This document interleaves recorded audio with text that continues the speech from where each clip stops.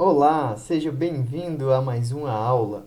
E hoje nós vamos começar o estudo de movimento retilíneo uniforme, MRU, ok? E nós vamos dar uma introdução sobre como nós vamos trabalhar o MRU. Vamos falar de deslocamento, velocidade média, velocidade escalar média e velocidade instantânea, ok? Então vamos lá. Para começar o nosso estudo, nós iremos falar sobre o que é uma trajetória, ok? Então nós vamos aqui descrever a trajetória de uma partícula. A gente já viu como é que descreve a trajetória de uma partícula usando vetores, né? Você pode olhar aqui no card, que eu vou deixar para vocês verem, tá bom? Então, eu tenho uma trajetória de um movimento. Em geral, essa trajetória é de uma forma, né, qualquer forma, ele não tem um formato específico. Quando você está dirigindo ou viajando por uma estrada, você traça um percurso. E esse percurso que a estrada faz é chamado de trajetória. Como nós estamos iniciando o nosso estudo, nós vamos inicialmente definir aqui que a nossa trajetória ela sempre vai ser retilínea. Então, ela não vai ter curvas, ok? Então, ela vai ser uma linha reta. Então, o que eu vou fazer aqui? Vou desenhar a minha partícula e vou considerar que a trajetória que ela vai fazer sempre vai ser uma linha reta. Não importa como você esteja olhando para ela. Se essa linha estivesse na diagonal, se estivesse na vertical. Então, é uma linha reta e essa trajetória não vai mudar durante o tempo. Ok? Agora eu vou propor que a gente escreva também um sistema de coordenadas, tá? Então eu vou colocar aqui o meu sistema de coordenadas, tá? O x e o y, e vou fazer nele algumas marcações, ó.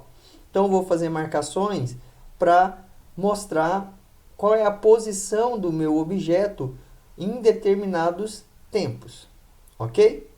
Então, inicialmente, no t igual a zero, o meu objeto está na posição igual a menos 4 metros. Então, eu coloquei aqui as marcações. O x0 aqui representa que é a posição do móvel quando o tempo é igual a zero e é igual a menos 4 metros. Se eu deixar esse objeto se mover, ele vai se deslocar na direção de x positivo. Então, no t igual a 1 segundo, o meu objeto foi para x igual a zero. Então, x1, que é o x em t igual a 1, ele é igual a zero. Em t igual a 2, ele foi para x igual a 4 metros. E assim sucessivamente, até o t igual a 3 segundos, onde ele está em 8 metros. Ok? Essas marcações por onde o meu objeto passou em determinado instante de tempo são chamadas de posição.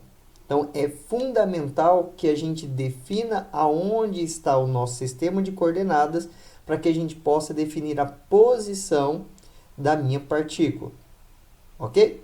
Cada uma dessas imagens que eu fui mostrando representa um instante de tempo que eu estive olhando para essa partícula e percebi que a sua posição mudou com o tempo. Ok? Estava em t igual a zero. Em t igual a zero, ela estava em x igual a menos 4. E t igual a 3, ela passou para 8 metros. Né? A sua posição para 8 metros. x3, eu vou ter a posição igual a 8 metros. Ok. Até aqui tudo bem. Você fez a observação. Essa é a primeira... a primeira coisa que a gente faz na física, a gente observou. Agora nós temos que extrair informação dessa observação. E para extrair informação daqui, as únicas coisas que eu tenho, matemáticos, né, são a posição e o tempo. Daí eu vou definir aqui quem é o meu deslocamento. Ok?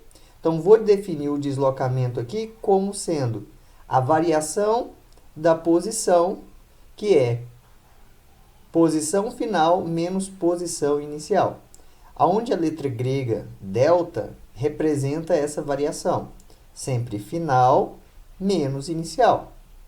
Então, percebam que eu vou agora pegar a posição e vou fazer uma abordagem matemática. Então, vou subtrair duas posições, tá? Então, vou aqui fazer um exemplo e vou falar também que esse deslocamento ele pode ser descrito como um deslocamento vetorial, tá?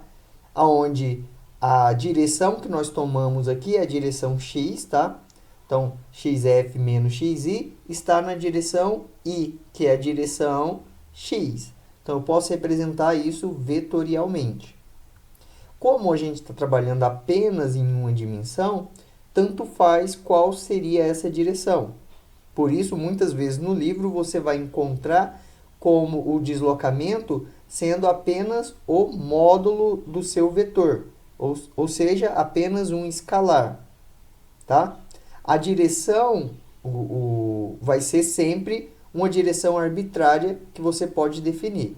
Como é uma trajetória retilínea, você sempre pode definir a direção que você deseja. O sentido, tá, vai ser dado pelo sinal dessa diferença entre a posição final e a posição inicial. Se o sinal for positivo, isso indica que a sua partícula está se movendo no sentido positivo na sua direção. Neste caso aqui, no sentido positivo de x. Se tiver com um sinal negativo, isso indica que a sua partícula está se movendo na direção negativa de x, para a direção negativa de x. Tá bom? Então, vamos fazer um exemplo agora. Eu quero saber qual foi o deslocamento entre o t0 e o t igual a 2 segundos. Ok? Então, vou substituir aqui. Qual era a posição da minha partícula quando t era igual a 2 segundos? E vou substituir aqui na posição inicial a posição da minha partícula quando t era igual a 0. Eu tenho, então, que 4 é a posição quando o t é igual a 2, menos 4, que é a posição da minha partícula quando t é igual a 0. O que resulta que a variação em x aqui, entre o tempo 0 e 2, é igual a 8 metros na direção y. Percebam que essa quantidade é positiva, indicando que a partícula se moveu na direção de x positivo, como de fato vocês observam na figura. Ok? Se eu pegar um outro intervalo de tempo aqui, que de 0 a 3, percebam que eu vou ter andado aqui 12 metros na direção positiva de x. Então, o y está representando que eu andei na direção x. E o sinal positivo, ele está indicando que eu fui na direção de x crescente. Ok? O sinal positivo não é obrigatório. O sinal negativo, ele é obrigatório. Ok? Então, defini aqui quem é o meu deslocamento. Agora, eu posso definir quem é a minha velocidade média. Então, a velocidade média vai ser quem? Vai ser o deslocamento dividido pela unidade de tempo. Então, essa é a minha velocidade média, tá? Então, velocidade média é o deslocamento por unidade de tempo. Percebam que o nome é muito importante. Velocidade média. Variação do deslocamento por variação de tempo. Tá? Essa variação pode ser do tamanho que você quiser. Mas tome bastante cuidado. Você pode ter velocidades diferentes para variações diferentes. Entre o t igual a 2 e o t igual a 3, você pode ter uma velocidade maior do que entre t igual a 0 e t igual a 3. Ok? Então, tome bastante cuidado com isso. No caso em que a velocidade é constante, é independente de como você escolhe o tamanho dessa variação.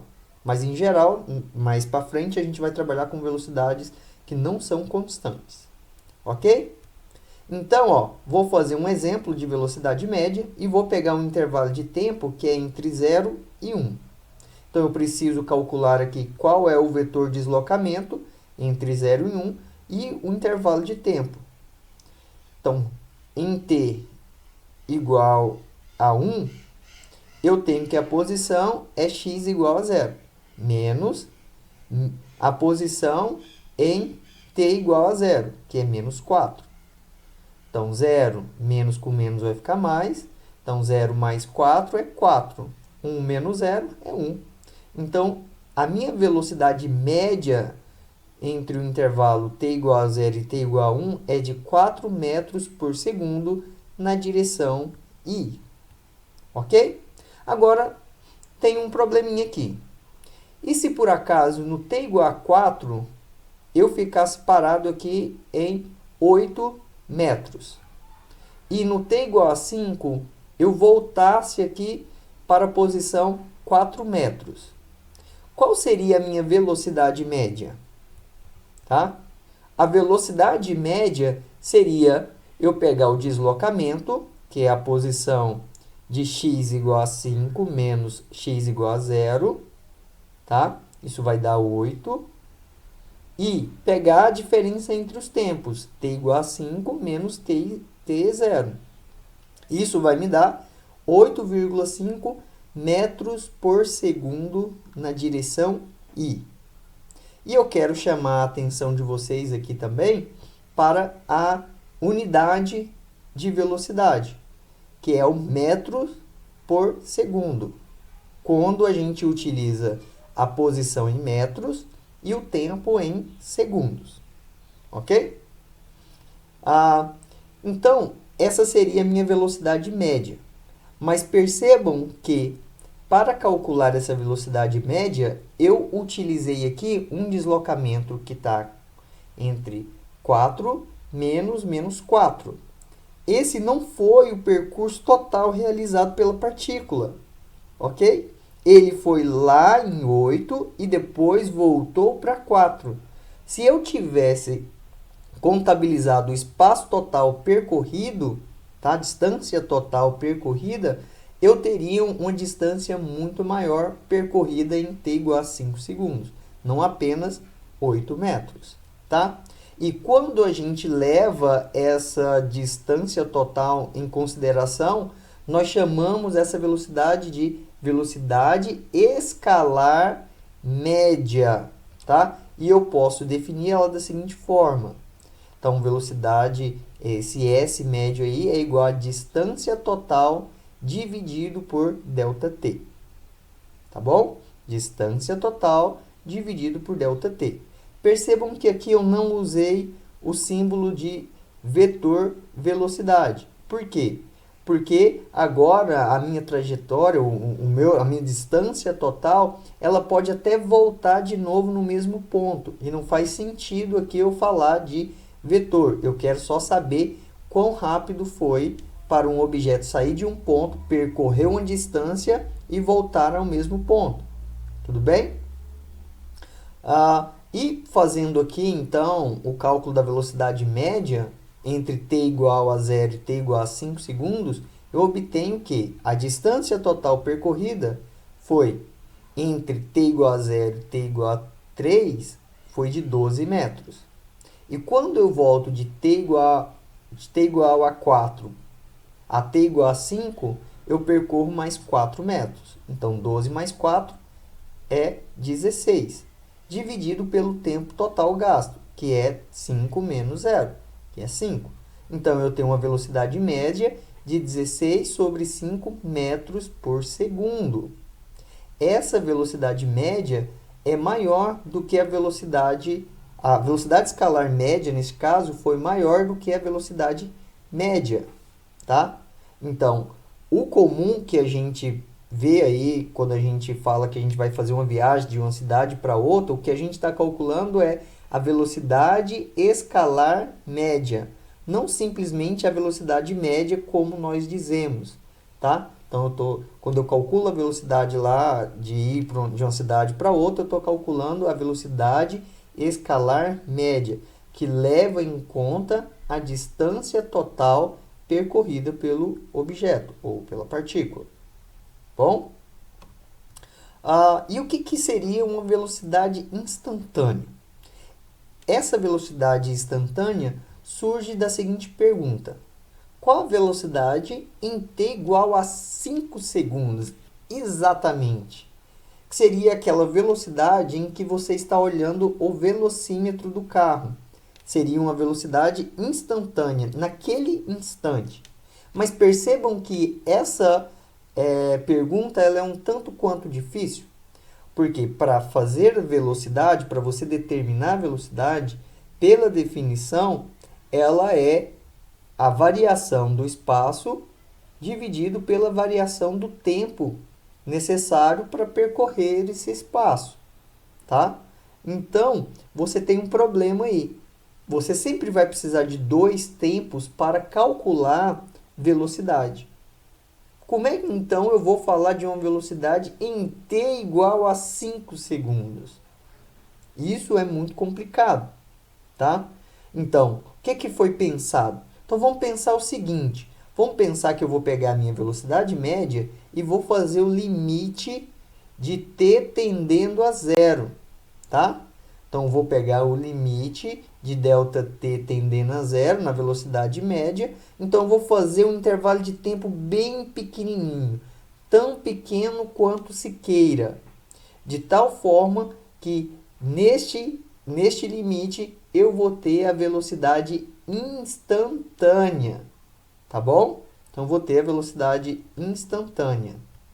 Então, para fechar a nossa aula de hoje, nós aprendemos o que é o deslocamento, que é a variação do espaço percorrido, né, da posição final menos a posição inicial. Deslocamento é posição final menos posição inicial. A velocidade média está relacionada à taxa de variação do deslocamento, que é ΔX sobre ΔT, que também é um vetor, tá? Velocidade média é um vetor, porque o ΔX é um vetor. E a unidade de velocidade média é espaço por unidade de tempo. No nosso caso, a gente usou metros por segundo. Velocidade escalar média. Então, a velocidade escalar média, ela leva em conta a distância total por unidade de tempo. Não mais o deslocamento, mais a distância total por unidade de tempo. E nós aprendemos também que a velocidade instantânea é aquela onde a gente diminui o tempo, a variação de tempo, num instante bem pequenininho. E isso seria a sua velocidade instantânea. Obrigado por assistir até aqui. Se puder, se inscreva no canal e deixe aquele like. Valeu e até a próxima!